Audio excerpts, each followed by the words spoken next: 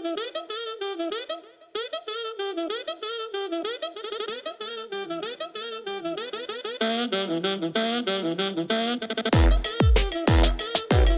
and welcome to another episode of Pro Tip Conversations. Today we have an incredible guest on the show, Oliver Prince.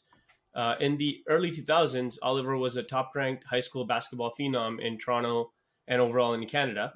There was a single moment that changed the trajectory of his career, and we'll touch upon that and more of his journey today. Oliver went on to play NCAA basketball for teams such as Florida A&M. Oliver has now transitioned to coaching youth basketball in the Greater Toronto area. I first met him a couple of months ago when he spoke to my son's basketball team about keeping, life in perspective and keeping the game in perspective. His story was incredibly inspirational, and it moved all the kids and the parents at the post game.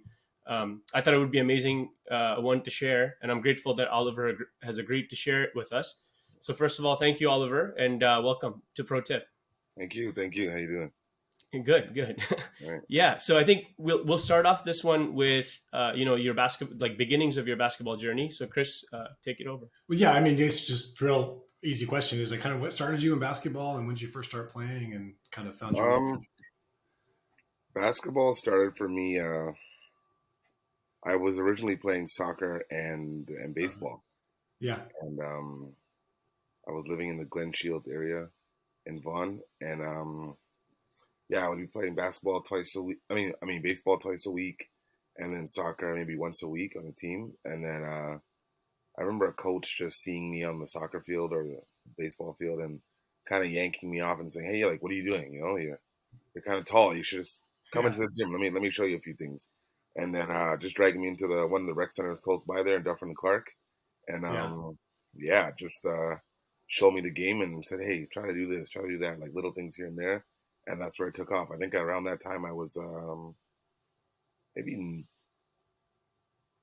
10 or 11. Okay, pretty young. Yeah. So you were playing sports real early, huh? You started. Oh yeah. I was doing track and field at elementary school. Getting first place, going to York University for the finals and winning that. And so I was really competitive. My mom was a scholarship athlete. So I was going to ask if you came from an athletic family. Yeah. Yeah. Well, back home, they're from Guyana in South America. So when she was in Guyana, she got a scholarship for track and field. So it's in the bloodline, I guess.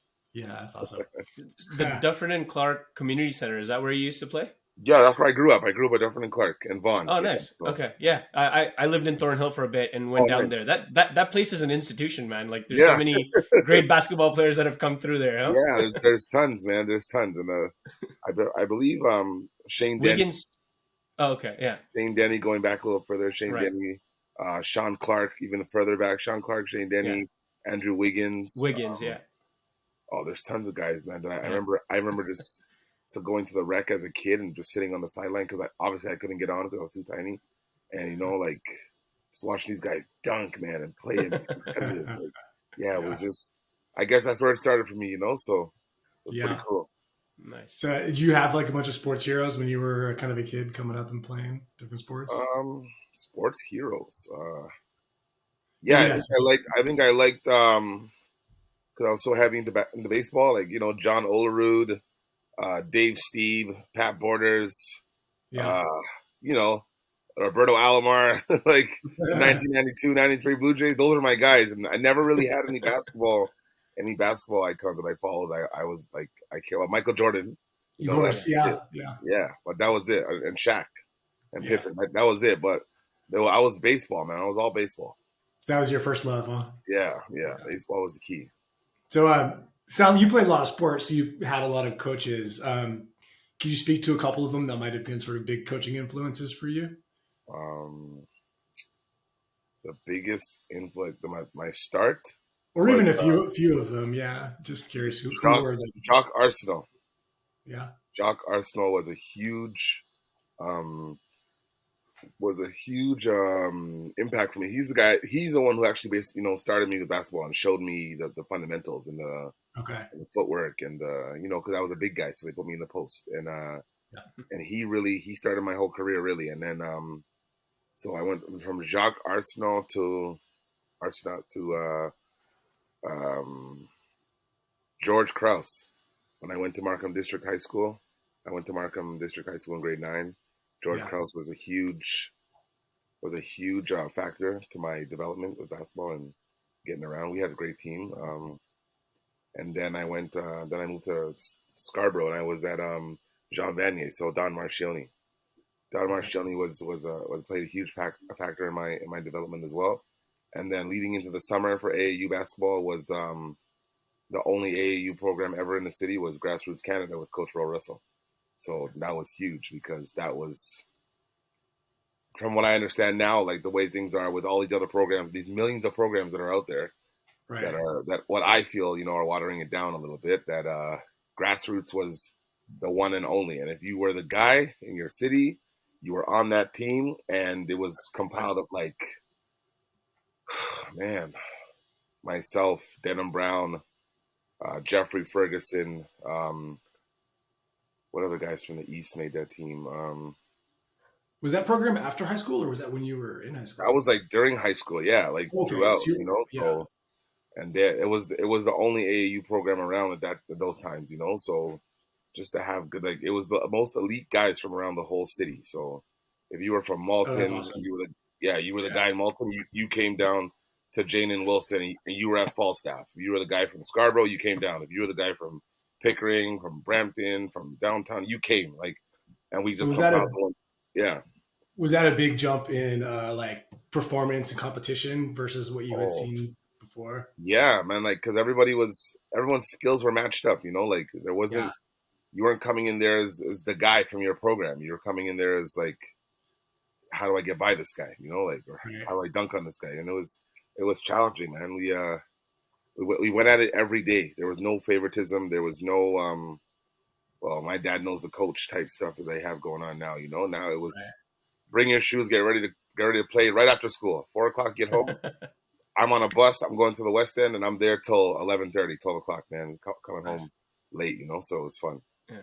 Yeah. Did you guys have to travel to the States a lot as well for the tournaments and Yeah. stuff? Or Yeah, there was lots of traveling. It was like get home at get home at 3:30. I get a call from Coach Rowe like, hey, OP, listen, we're going to Ohio. I need you down at Falstaff by yeah. 7:30, or it's this Friday. It's Thursday. Get like 1 day notice, $60 or $80. You got to go. So it was good. But we went to a couple of different places like Indiana, Ohio, Cleveland, Ohio, Detroit, obviously, Michigan, obviously, yeah, like closer places. But yeah, it was decent, man. There was a lot throughout that program because Coach Rowe was super connected, so he had tons of things going on, and a lot of good connections. And I guess what was your experience like in how was the high school basketball competition in the Toronto area at the time? What were you were at Vanier? What were the some other teams that were as good or top teams? Um, yeah, Eastern Commerce was big, Yeah. obviously. Uh, C.W. Jeffries was good in the West Side there. Father Henry Carr was good in the Catholic School Board. Yeah. That was one of our rivals. Mother Teresa had a good team. That was our inner city Scarborough rival because we were in the East End.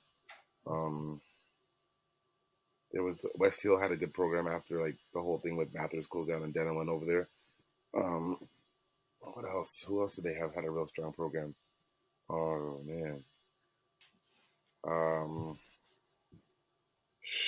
man, outside of that, I don't know. Naki had a good program. North Right. Albion Collegiate. Oh Nice. man, yeah, So there's a bunch, but I don't really can't really put it. all good.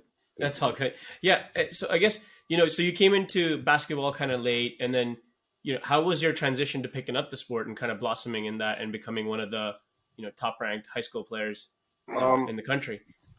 uh, I feel now looking back on it, I feel like it came to me fairly easy because I was already playing baseball and soccer. So my footwork was developed and then my upper body was developed from the baseball. So just combining those two into Yeah. basketball now, where it was like now I'm using my legs and my top, it was like Right.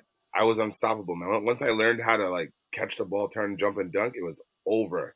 I Right. was like, it was, and I and I credit a lot of that to going down to Falstaff and playing with those guys at that pace, at that speed, because then when you played over there, it was super easy to catch guys in your regular season. Like the court was small at Falstaff, but the games were so intense that when you transferred that skill to like your everyday basketball, it was like there was no competition, man. Like you're just jumping out the gym for no reason, and guys wondering like, man, why? How do you get up so fast? Or like how'd you catch that? Or it was because things were so quickly done all the time in Falstaff that and playing with the grassroots with Coach Rowe that the pace in the summer and AAU tournaments and it was so fast, and when you had to go back to school, it was like everything slowed down.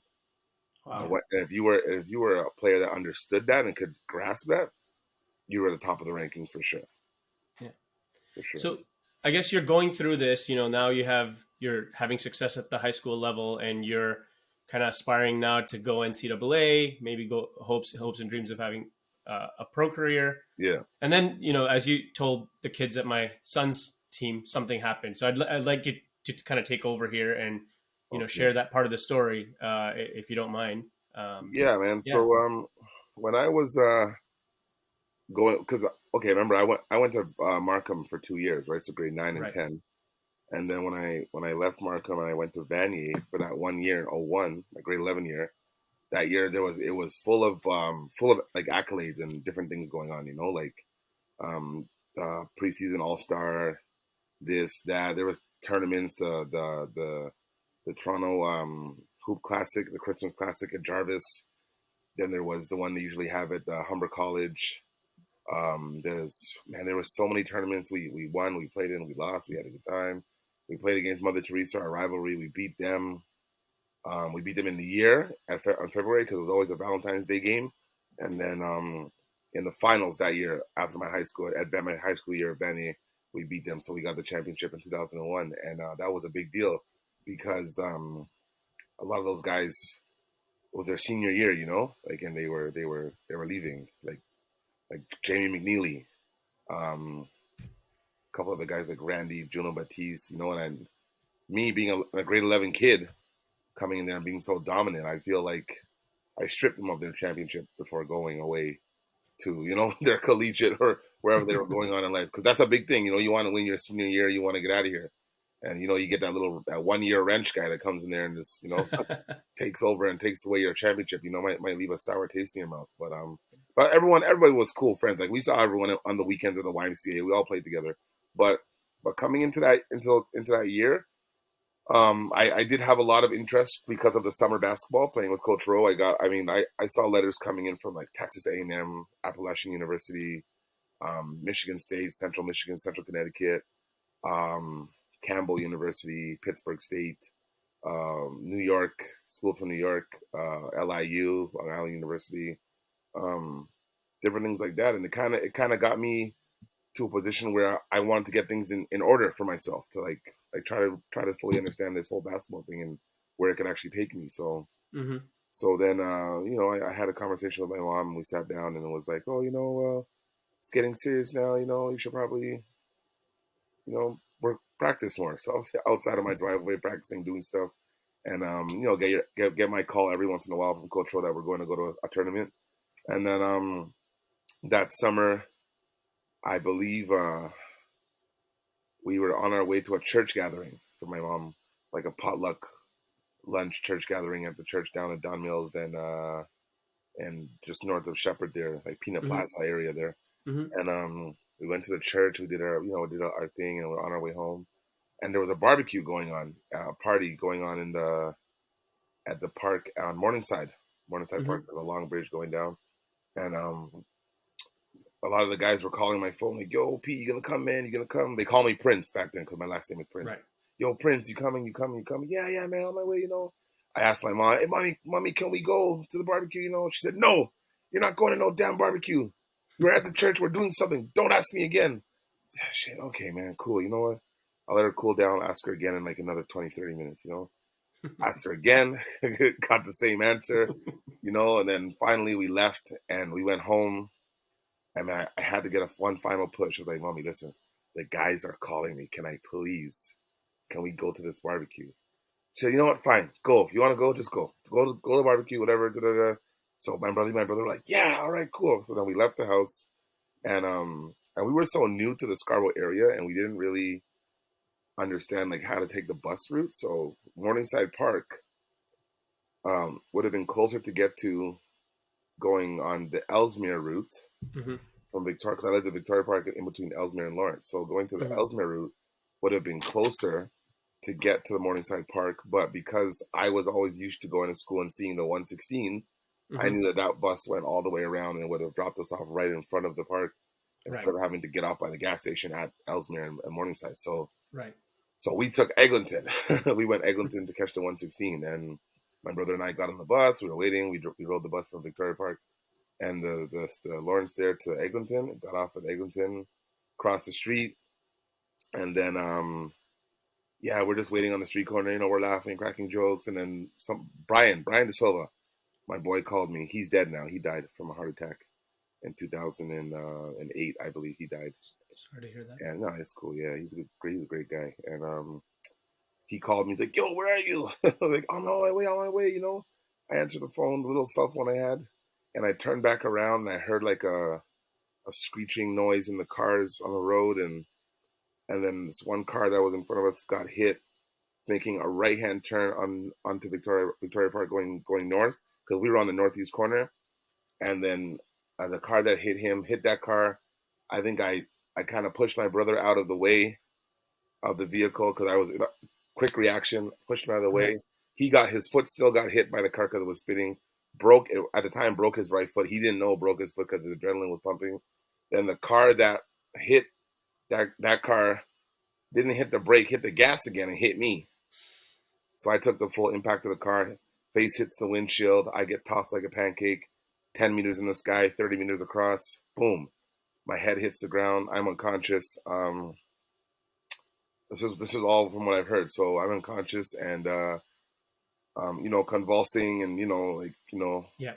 eyes rolled back. My shoes are knocked off. From where I got hit by the car, my boots stayed there and my body went flying. Like out of a cartoon, you know, like so I landed on my Jeez. head and the crowd circles around me. And Yeah. at the time in traffic, at I think it was at 4 o'clock in traffic around that time, there was an off-duty police officer, lifeguard, and nurse in traffic at that time, right where I got hit, which was phenomenal. So the nurse gets out, the lifeguard gets out, and the officer gets out. Officer calls for help, ambulance, whatever else. And it turns out that the officer was Mike McCormick, the chief of police at the time. Well, no, not the chief. He was the chief of police currently, but Later. Yeah. he's retired now. But Yeah. yeah, Mike McCormick was there, and he was the one that sustained me and called in for ambulance to come and help me. So ambulance gets there, they drive me to the hospital. No lights on. I go to Sunnybrook, and I'm knocked out right away. And immediately, from what I hear, my mom says that they had to make a split-second decision, which was to operate on my head, to cut my head open on this side, to remove a blood clot from the surface of my brain, or I'd be dead. So my mom made a split-second decision. She signed the paper. They did surgery. I'm now resting in a state of coma. I was in a coma for I was in a coma for about a month and paralyzed 5.5 months, 6 months Oh, neck down. jeez. I had to learn how to walk, talk, eat, use the bathroom all over again. I couldn't even go poop really. Like there was a Yeah. lot of stuff for me that was because my body had been at rest and in a resting state for so long, muscles deteriorated. I wasn't using, certain functions to keep them going. Like, as much as we take things for granted, like opening the door every single day, that's still training your muscle to like Right. strengthen and be whatever, like, so I wasn't using those muscles. So a lot of that stuff went away. I remember I got up one day after like a few months and I tried to go to the bathroom just to take a pee. I couldn't even pee. Like, Right. because my muscles didn't have enough to like even push the the fluid through my body. Like it was so weak. Right. I was Yeah. like, what's going on? I was so frustrated. Right. But yeah, I had so from what I hear, like talking to my brother and people in the community, like there was up to anywhere from 3,000 visitors a day there to see me Wow. when I was in the coma. Yeah, people would come and try to come and see me and just try to show their support. I remember talking to Jermaine Anderson, who Team Canada Right. alumni, and he said found out that he came to see me in the hospital when I was in coma for 7 days straight, and he never got to see me. but he came back every day to try, and he just never got the opportunity to see me. So I'm truly grateful for someone like that, you know. And yeah, that was it, man. So it was a long road after that, and I yeah, I had to learn how to recover. I had to learn how to walk. I Yeah. had to learn how to do little simple things we take for granted every day, you know, Yeah. like waking up, brushing our teeth, you know, just fake. It was long, man. It was long. Yeah. And you Sure. were It was. young, or you were a teenager still at Oh the yeah, time. I was 16. I was 16. I just turned 17, and I think I must have slept through September 11th. Yeah. Oh wow. Yeah, Okay. like I didn't Wow. know what was going on. The world was just. Right. I Right. would just see like when I was in my room, like I had the TV running, like a TV thing, Yeah. and I'd be like seeing these planes hitting the, you know, hitting these towers. Yeah. Yeah. Is that a new movie? Like, what's Yeah. going on? I had no idea what was going on. So for Right. me, it was really there's a gap missing, like that Yeah. I'll Yeah. never get back. So I don't understand, like from 16 to 17, maybe it's tough to say because regular kids, 16 years old, you know, 17, you're trying different things, you're doing this, you're doing that. Yeah. Meanwhile, I look at my 16 to 19, and I was in a hospital, you know, like Yeah. Rehab. yeah, rehab. So I was, and then Yeah. after Sunnybrook, I went to Bloorview McMillan Child Care Center, Rehabilitation Right. Center, that was at Leslie and Shepherd, which is now at Eglinton and Leslie or Bayview Right. on the Yeah. yeah, somewhere around there. So they moved, but that was a great place to go. Like I got to do schooling in there, Right. like integrate myself back into going to school to graduate, because I did graduate after it. Even though I got hit, I still went back to school and graduated from high school. But like being able to slowly start taking courses again and understand what it's like to be Right. in a classroom setting at Bloorview really helped me out. So that when I went back to regular school, I wouldn't feel so awkward, you know. So Yeah. it was tough. So I mean, as you said, September 11, you potentially were, unconscious through Pretty that, but you much. woke up to obviously the world changed then, but Yeah. like your world changed completely from where it was, moments before that incident. What I'm sure there were many emotional ups and downs during that time. Yeah. What do you attribute? Because I mean, even when you told this story to my kid Yeah. and his friends, it resonated that you had a perspective on life since then that is not common, right, for Yeah. people. So what helped you kind of get over that the doubts, whatever, because you went on to play NCAA basketball after. So Yeah. how did you overcome those doubts, when you were Uh, struggling to even walk and go to the bathroom, as you said, right? So yeah. That was yeah. It was really it was the biggest thing for me that really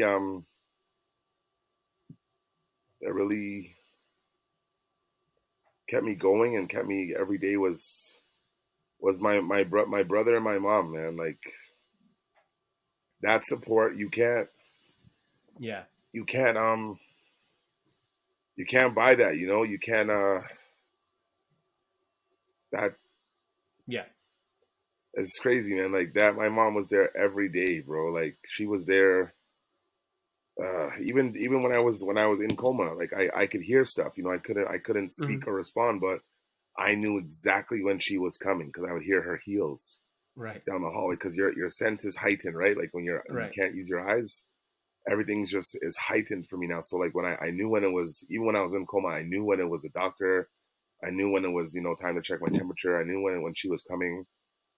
I knew when my brother was crying at my feet all the time. I could hear him all yeah, the time. Like I knew you just hear different things, and things are well, your ears are your eyes now, right? So being able to being able to recite different things and tell people what they were saying to me when I was in coma was like people were like holy, you remember that? Like yeah, bro. Like right, I just couldn't respond. I wasn't dead, right, you know. Like but it was like they were shocked. They were like, you know, because some people feel like when they come to see people that are in coma, it's like a waste of time.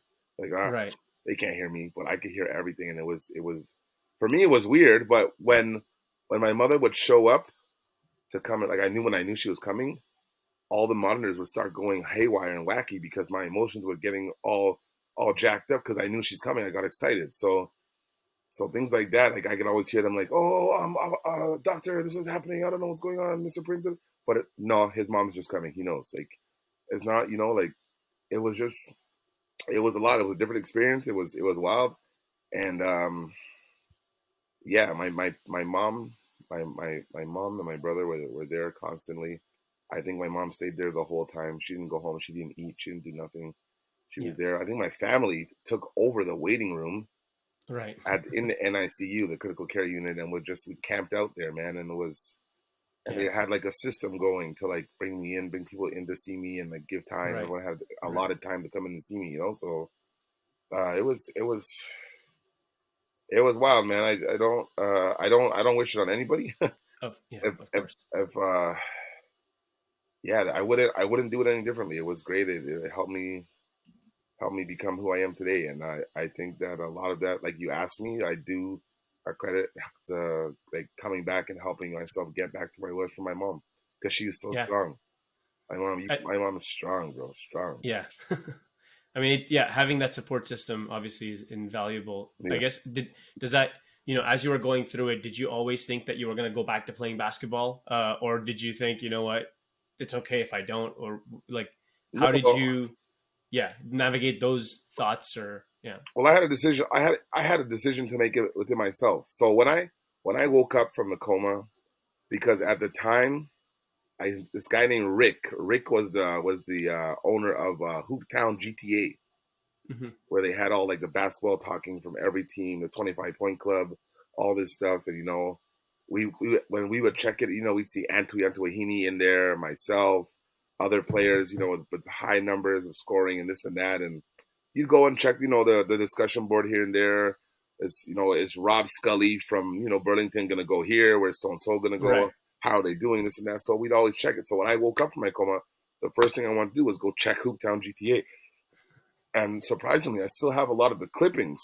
I printed right, everything out. When I got hit, everybody had a comment to make, and it was like right off my recovery, I was reading, "Oh, Prince got hit by a car, this and that." Like, and I remember waking up from the coma and asking people around me, like, "What am I doing here? right, Like, what happened, man?" So they're like, "Oh yeah, you got hit by a car." I was like, "No, no, seriously, like, what am I doing in here? Why is this? Why am I wearing this clothes? Like, what's going on?"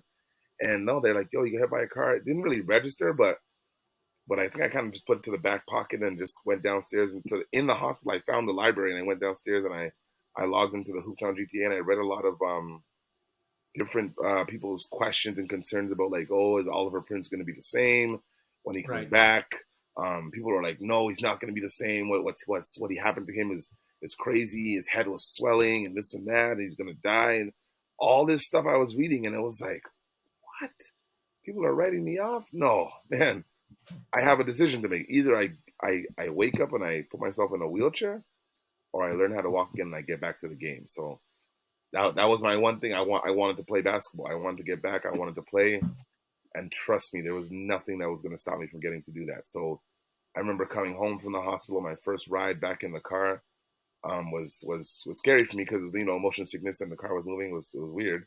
But when I got home, I had a basketball net in my driveway, and at the time, because of the surgery to my head, when they took out the bone from here, they didn't put it back because I had another surgery date set up okay, for like I think it was like August 13th of the next year. So in order for the surgery was going to take place regardless. But when I got home back in Scarborough, I had a basketball net on my driveway, and they said no basketball, don't shoot, don't nothing, because if something hits you in the head, it could be dangerous. right, I didn't listen to those guys. I was right on the driveway shooting. Like I was my mom. I would sneak it up. I would sneak the ball out. I'd go out and shoot. And she, what are you doing? Get back get back inside.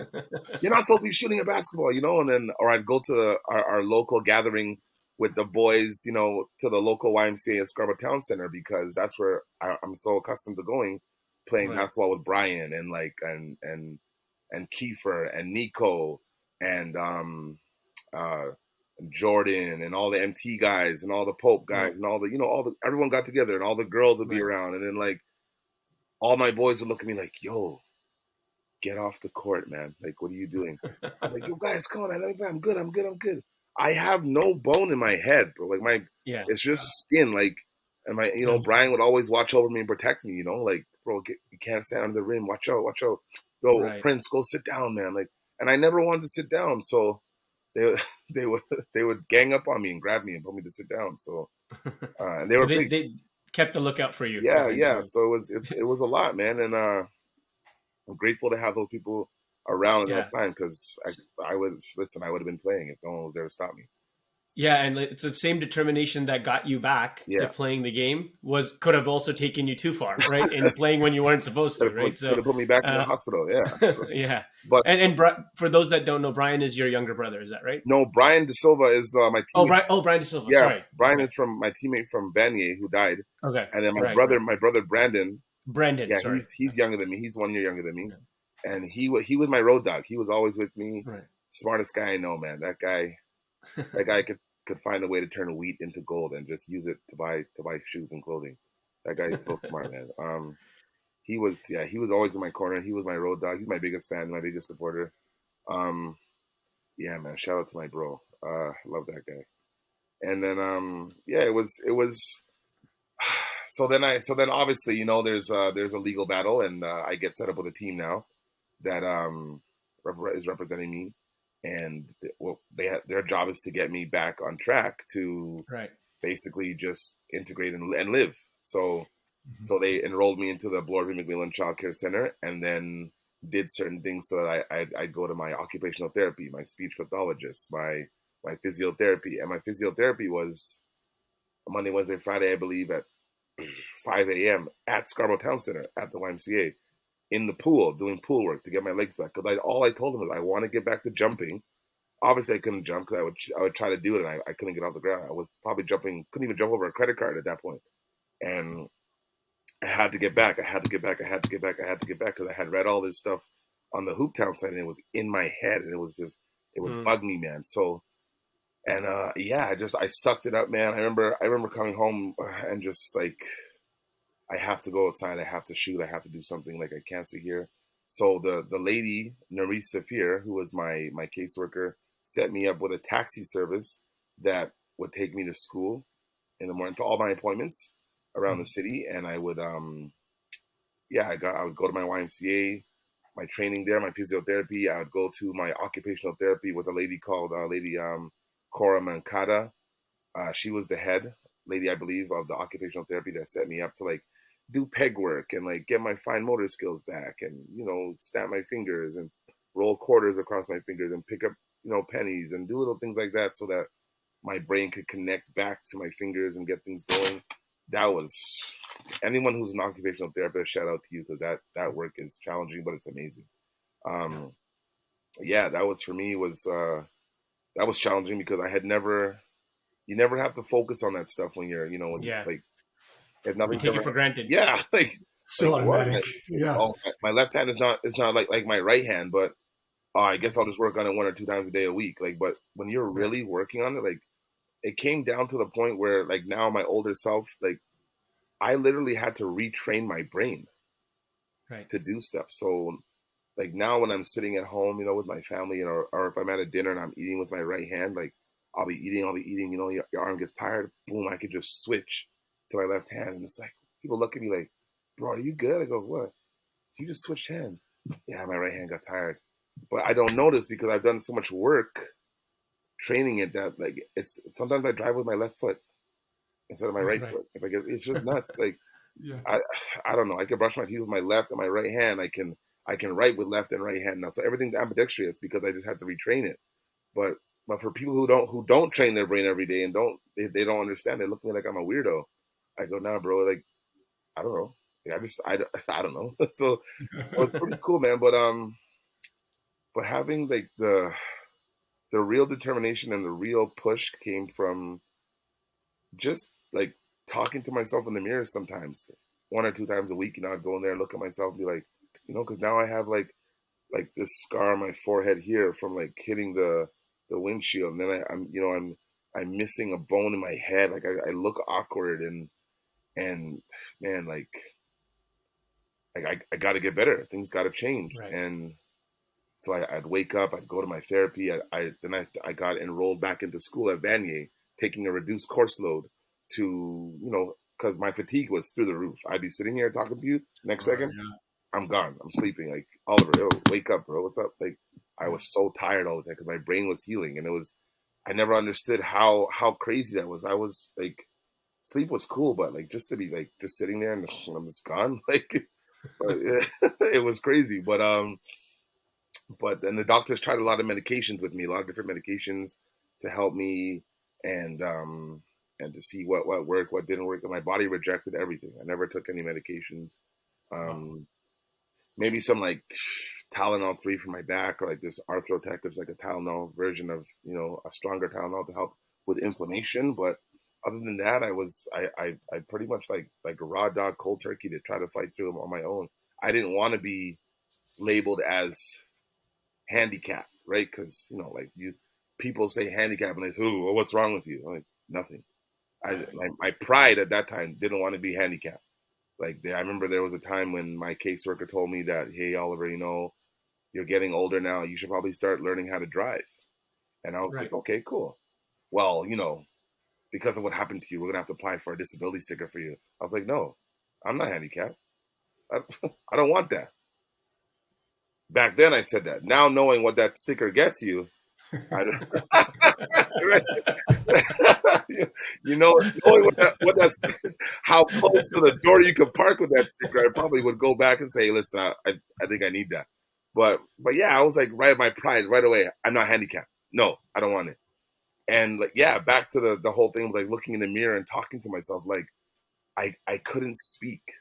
So that's where my speech pathology came in, and speaking to somebody, and I would slur a lot of words, and you would never be able to understand what I say because the injury was so strong to my brain. It was like I would just literally just talking shit, and you wouldn't understand what I was saying. So that was a huge help. I also remember a lot of stuff like going to neuropsychological assessments way out in the middle of like London, nowhere, like isolated in this like business building where it's so boring to the point where you're just sitting in a room and they're testing you with like pegboard, like block images, like what do you see here? Okay, what do you see in this one? What do you see in that one? Okay, we're done with that. We're gonna do a pegboard now. Let's see how fast you can put the pegs back on the board. Or here, squeeze this with your left hand, squeeze that with your right hand.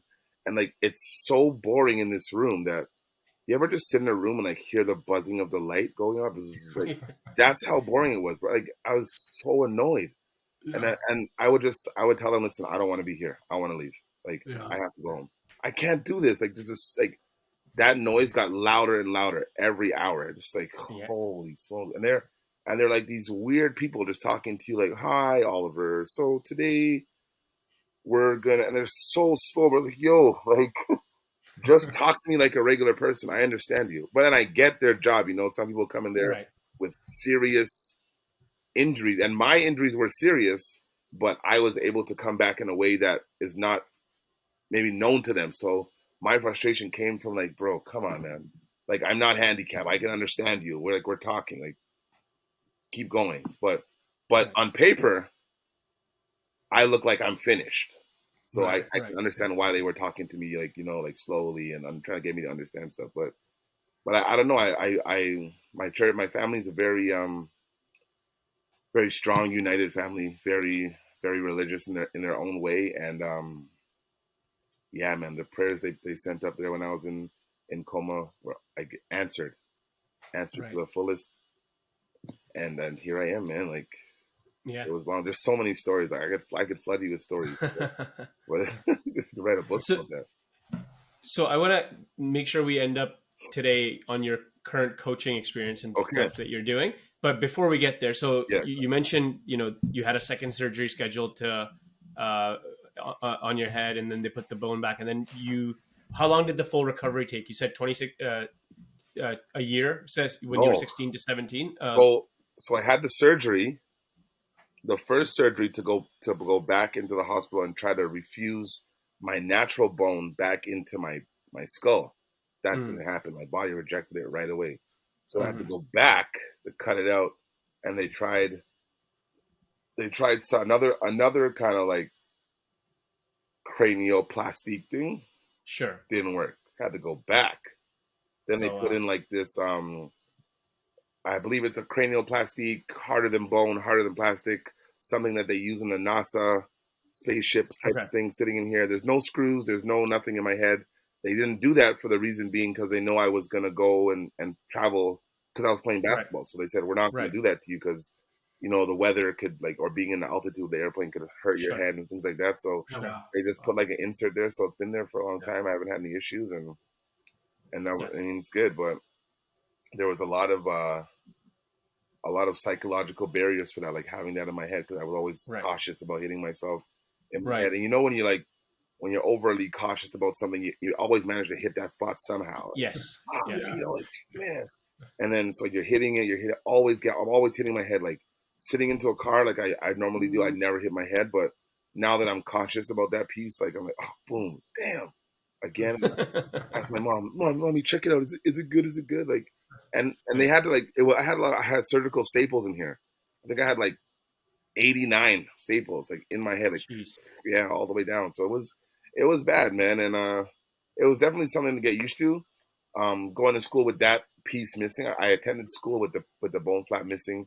I was allowed to wear a hat in the day just to be more comfortable, and yeah, it was nerve wracking because you just never know, right? Like, Yeah. so it was tough, but that was it.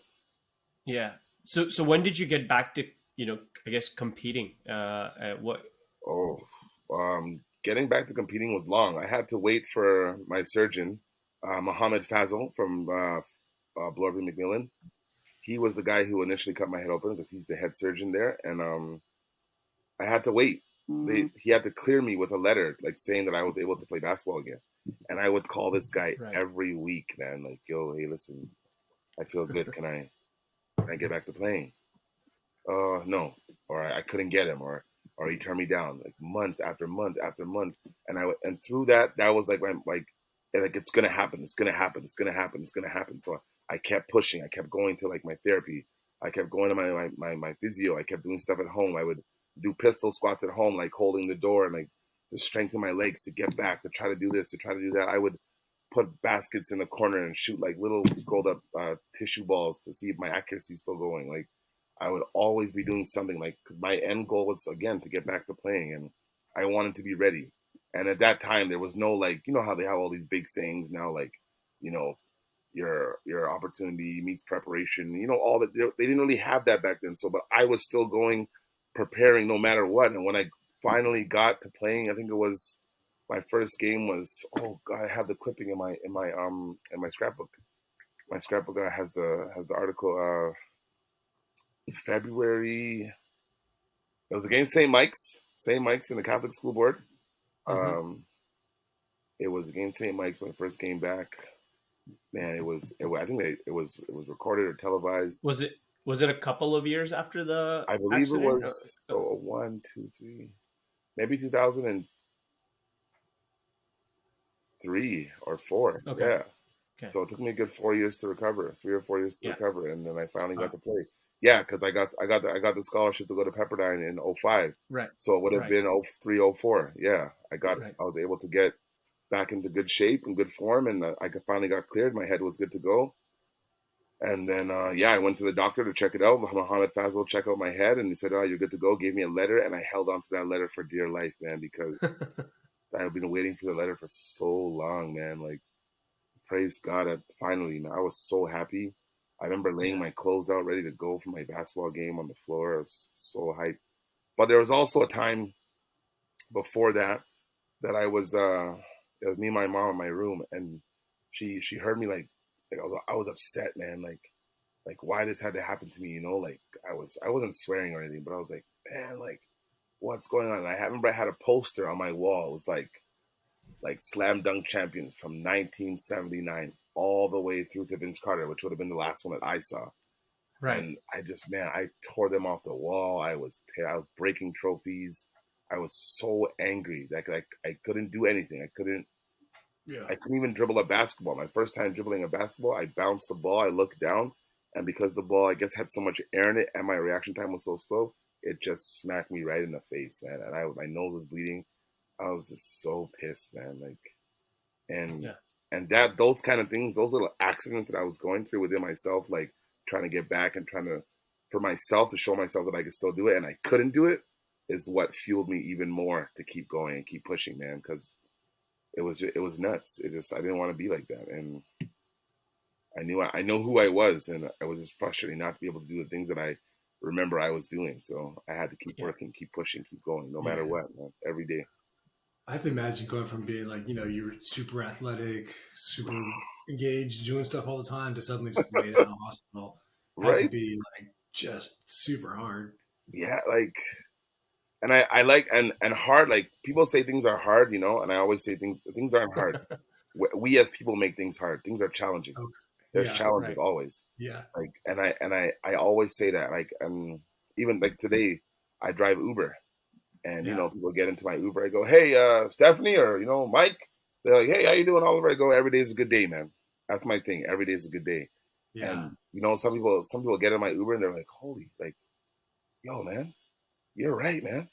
Every day Yeah. is a Right. good day. Like, and it bleeds off on people. Like, and Yeah. nobody that gets in my Uber knows my story. So Right. that for people in everyday life, just to meet somebody with that response is like, they're mind blown. I'm like, yeah, man, every day is a good day. How can I help you? They're like, really? Like, yeah, man, that's what I'm here for.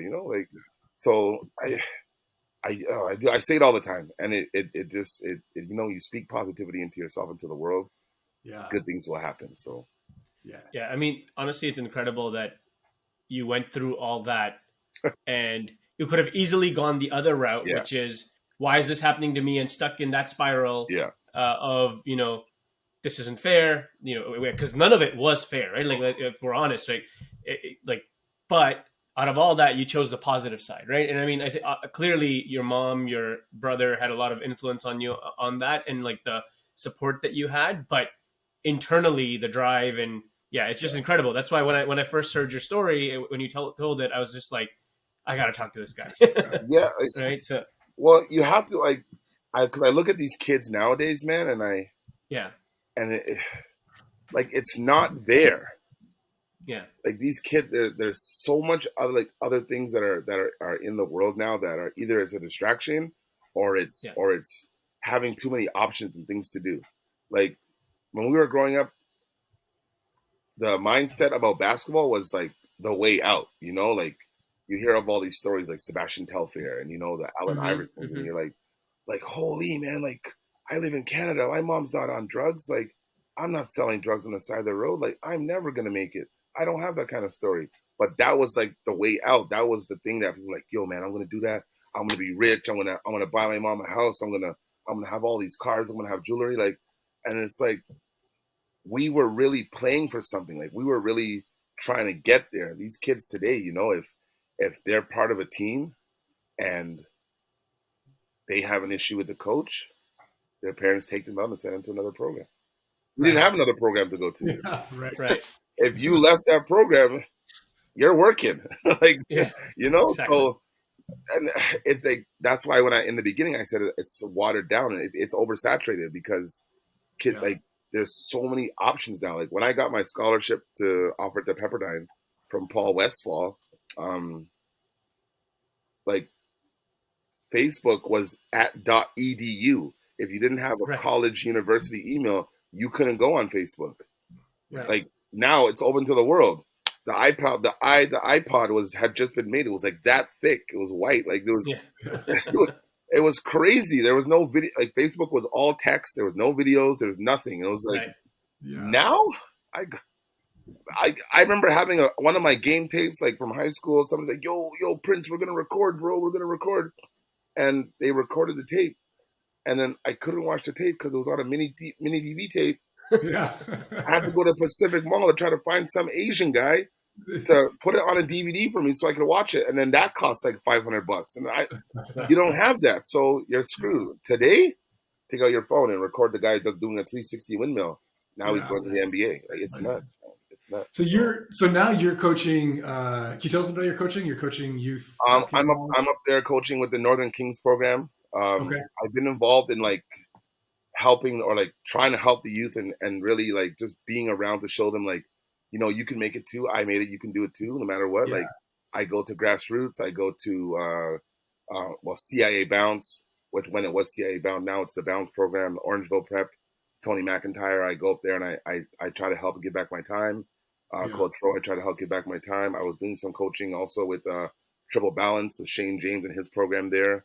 Now I'm with Coach Vidal up there in Northern Kings in Ajax or Pickering. I've done some stuff. I've done some coaching and helping out in Cambridge with the Centaurs and the Wolverines out there as well. Like I've been trying to get a coaching, strong development program and inspiring program for kids since 2014.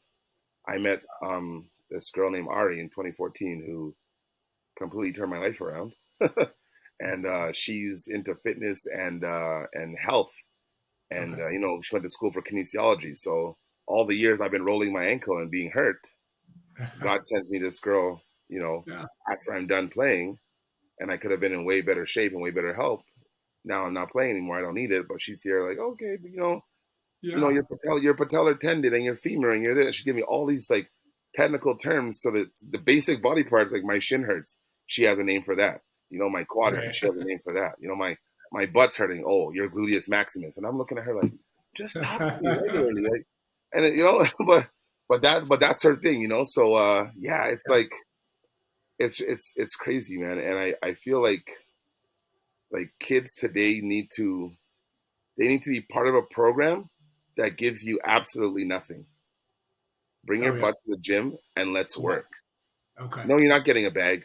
No, you're not getting a uniform. We have white shirts. Here's your marker. You could be whatever number you want to be on any given day. Draw it on the back. No, seriously. You go to a tournament right now in Toronto with one of these Toronto teams from like Toronto East or downtown that don't have the money or the finances and they have to draw their number on and they beat you by 20. What are you playing basketball for? Like if a team that colored their jersey right before the game beat me by 40, I would stop playing. Yeah. And we had I think we had an experience like that. We went to AAU team. We went to, I think it was Ohio or something, and a team out there, they were like, the team was really poor, I'm going to assume, and they were like, they basically colored on their number right before the game. Yeah. And they beat us by like 25 points. And Coach Ho yelled at us for the rest of the weekend, all the way home. Yeah. Right. It was crazy. It's just crazy to see. Like, it doesn't matter what you get, and I think that this basketball thing now, because of the culture and the things that have changed, it's like a fashion show. Yeah. All these beautiful shoes and these colors and this and that. And kids don't go to the hole anymore. They don't want to dunk on anybody. They want to like be pretty and hit the three and throw up these sides and like three and ice in my veins, like all this taunting, all like and then you get them to practice and they can't do anything. You're like, right, what? Like, yeah, what's going on? They can't run. They don't know how to run. They don't know how to jump. They don't know how to maintain their body. They don't know about stretching. They can't even touch their toes. And you're like, bro, there's no way. There's no way. Right. You need to step up. The focus. Yeah. The focus has gone away from like the substance of things rather than more to the flash, right? Yeah. Oh, 100%. Yeah. And I get it. It's a different era, different generation, but there's kids don't understand what it feels like to get on a bus, to get to an arena and walk as a youth. Now you'll never know what it feels like to get off of a bus and walk into an arena full of 87,000 fans that aren't yours and have to compete, man.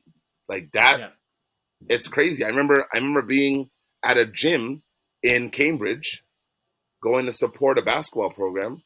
Ari had one of her nephews was playing in the team, and I brought a drum, like a defense.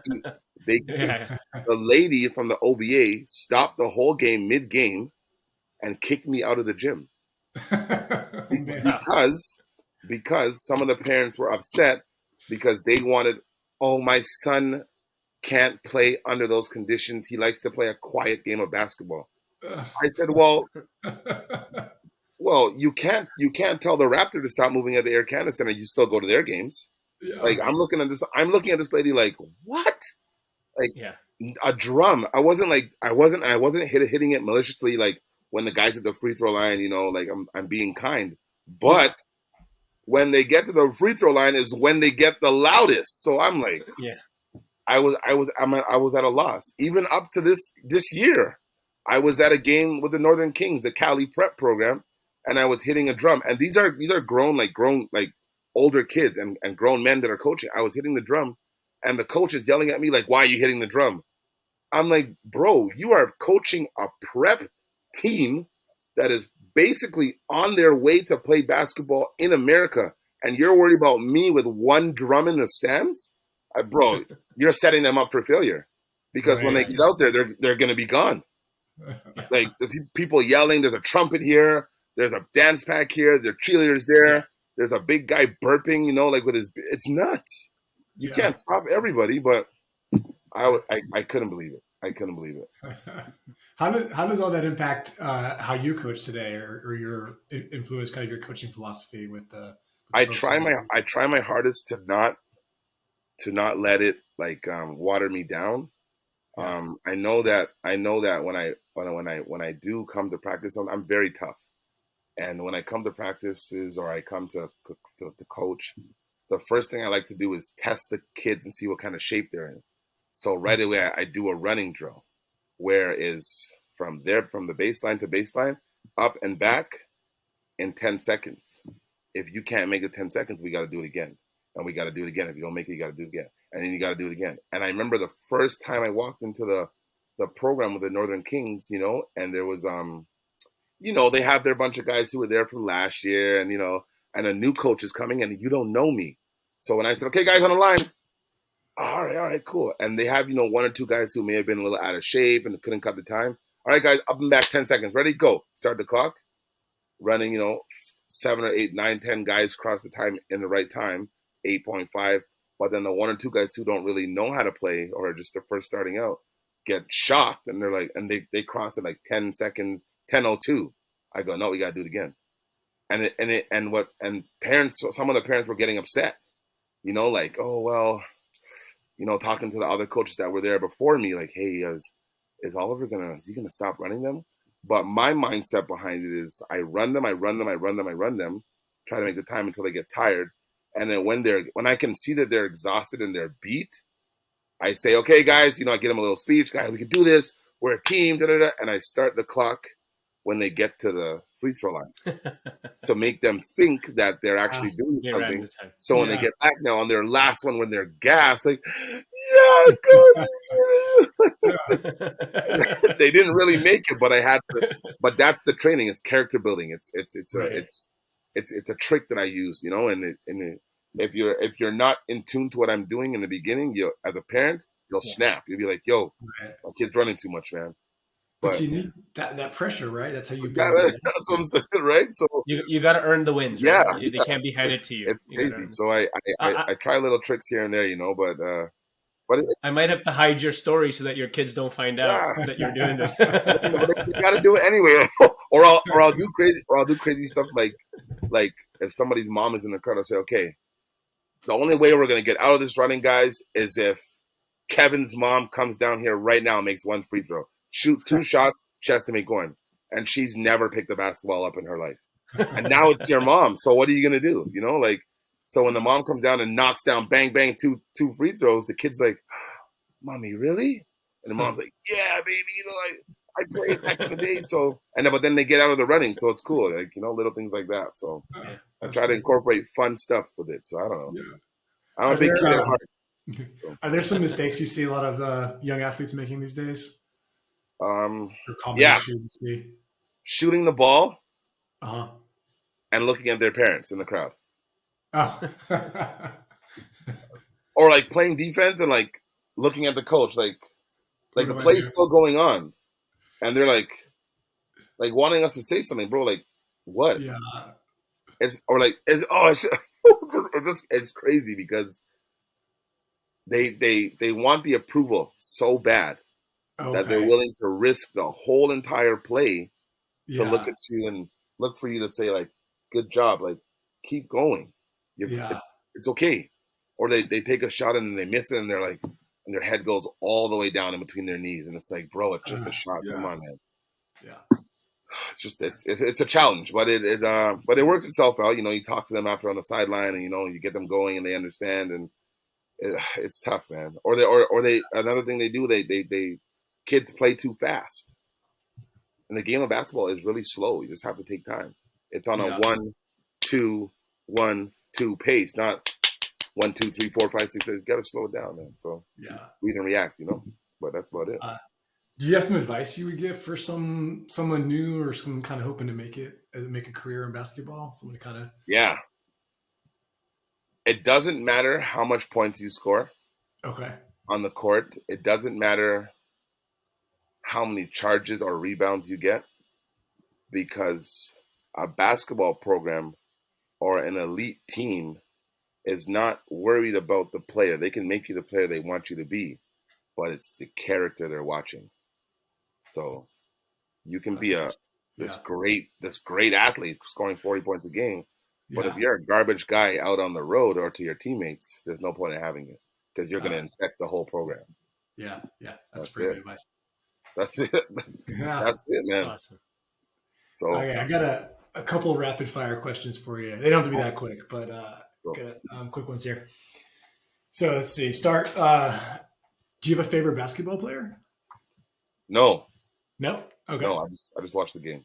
I like LeBron, but until he's Yeah. big like me, so Yeah. Do you have a favorite sneaker? oh man. No, not really. Well, Yeah. Jordan You said 12s. earlier. I thought maybe not. Yeah. Jordan 12s. Jordan 12s. Jordan 12s. Yeah. Do you have a kind of a go-to pregame song when you were competing, or a band or type of I music? used to listen to a lot of slow songs before playing. Oh yeah, is that for Yeah, focus? Or nothing ever really hype. Like I listened to the rap songs and the upbeat songs, things like that too.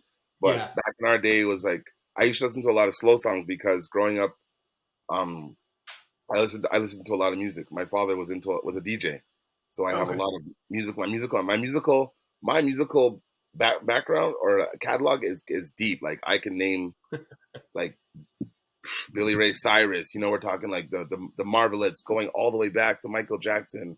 Elvis Presley, like because he used to do Yeah. weddings and he had to have all types of music. Right. Rock. Nice. I remember like Alanis Morissette, things like that. I know word for word, and there's people look at me like, "What?" I'm like, yeah, man. I don't know. You should hear it every day, every night, all the time, because you'd have to practice and play, and so Yeah. it was cool. That's awesome. Do you have a favorite jersey? NBA jersey or any jersey? Any jersey. Chicago Bulls pinstripe Yeah. Okay. Nice. away, yeah, away. And The black then, one? Yeah. Nice. Do you have a favorite basketball drill? Oh man, yeah. There's one where coach passes it to you. You're on like each player on a block, Yeah. and coach is at the free throw line, and he has to pass it to either left or right side. The other guy has to go up and contest before he makes a shot. I see. Yeah, you can imagine doing that drill with myself, Denham Brown, Shammy Gill from Mississauga, Big Bird 6'7", so 6'7", 6'5", 6'6", 6'9". It was a dunking drill. It was so much fun, man. Like, Yeah. oh yeah, it was bad. And then the point guards got into it, and it was like, and one slapping glass, yeah. So it was pretty cool. And then I guess on the other side of that question, do you have a least favorite drill?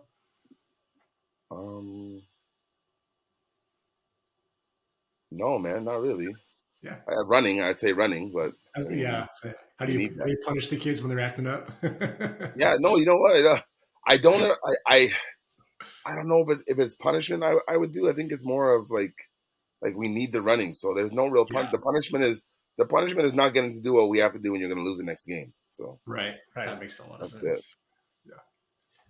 Oliver, I think we're at time. Thank you so much No, for your time. It was so generous of you to share your story. You're welcome. It has been a privilege to listen to your journey, and I hope it helps keep things in perspective for young athletes, parents, as well as coaches, right? About what life's about, and what sports about, right, and what it can do for you in the long run. Yeah. Thanks for talking. Thank you so much. Great. No, wicked. Thank you guys for having me. I really appreciate it. I hope people that do see this and do tune in, just try to understand that the kids are still they're still humans, and if you're yelling at them in a way because they're not doing something right, they're not going to learn that way. You got to yell at them, and put the consequence of the yelling connected with things that they're going to understand, so they can actually understand it and get something out of it instead of just being scolded and put down. So Right. be Absolutely. joking. Yeah, be a kid. You know what it's like to be yelled at. You know what it's like to be coached. Don't be that guy if you didn't like that guy. Yeah, that's Absolutely. great That's advice. it. Thank you once again. Don't forget to like and subscribe to this Oh, channel. perfect. And we'll put Oliver's description and his contact information if he wants to share it Perfect. in the Yeah, description. Perfect. Yeah. Thanks All again. right, guys. Have a great day. Thank you. Bye. Bye.